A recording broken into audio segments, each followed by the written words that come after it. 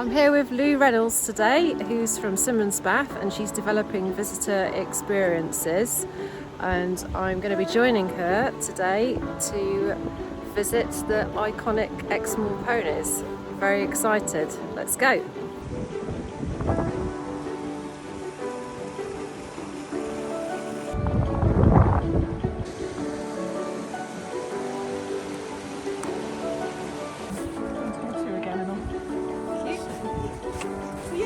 Essentially, the Exmoor ponies used to be called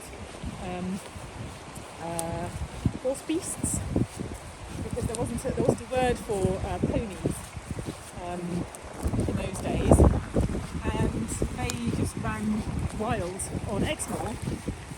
And back in the 1950s, their numbers dwindled to around about 50 individuals. And was that because of the war? Well, it's not really known. There's various ideas as to why that might have happened. It coincides with sort of increased use of vehicles, so that's swapping over from horsepower to vehicles. Yes, it's thought that they were eaten during the war.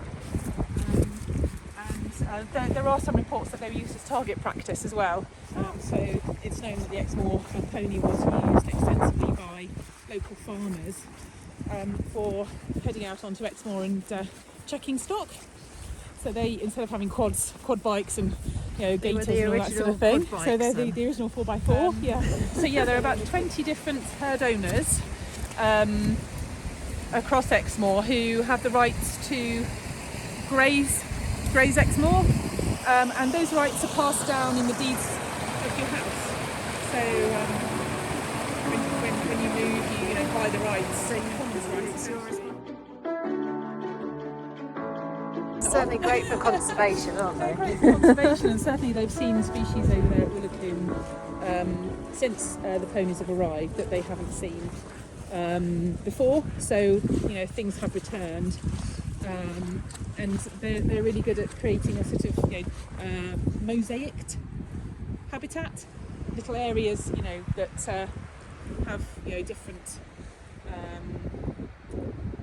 flora. Yes, you can really see it, can't you? Because you've got all the different rushes. There's a bit of bramble. There's these sort of flat patches where they've dug everything up. Yeah, exactly. So and they are very, very close to what they would have been as a sort of wild breed, and so they don't really need much looking after, and I think that's what's making them particularly favoured for conservation grazing sites. And there's been quite an interest in wilding and rewilding rewilding. Yeah. So there's a few estates, country estates that have turned areas of land over to wilding programs, and Exmoors have been used on those areas, so they are finding a bit of a niche in that.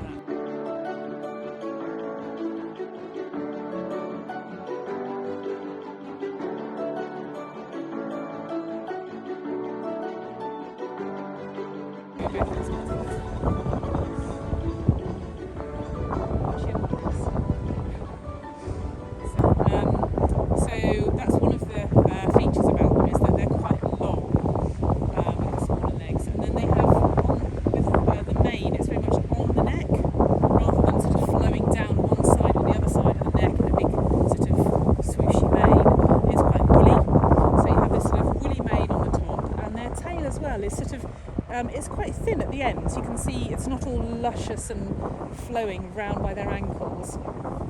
So they have what's called a snowshoot, which is up on the sort of top of the tail, which is meant to lead the water down the legs and away from their sort of private area at the back. They really are specially adapted, aren't they? They are, yeah. Their ears as well are a little bit smaller, so they're shorter and a little bit further apart.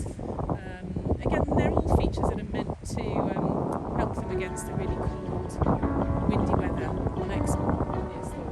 That's something that they've chosen to come a bit closer. You can see a bit more now their markings. Once they had reached really low numbers, there was a concerted effort to try and regrow the numbers.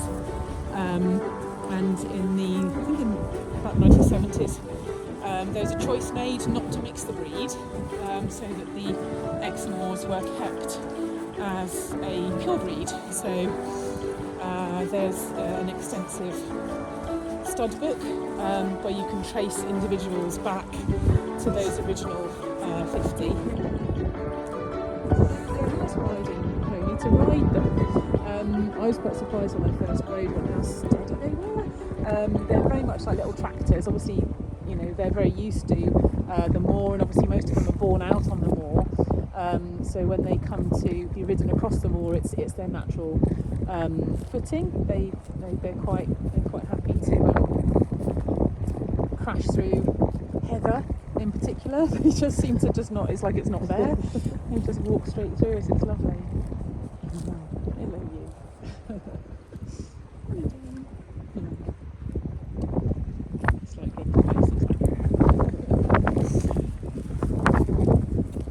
So he was telling that one to move away. So he is back and go on you go.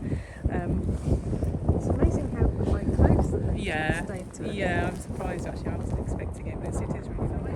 Yeah. So I was really surprised the first time I had a canter, and I guess it's because of how they're long in the body and short in the leg. It's a very steady, level canter. It's not a sort of bouncy up and downy, theatrical sort of canter or dramatic canter. It's very steady. It feels really, really comfortable and really safe. And they do feel really sturdy when they're out on the moor. As I say, you know, they just seem to take the terrain. A little powerhouse. It's really interesting. It's just so amazing to be so close to what's really quite a wild creature. And I say, well, they are checked every day, but you know, they're not. It was like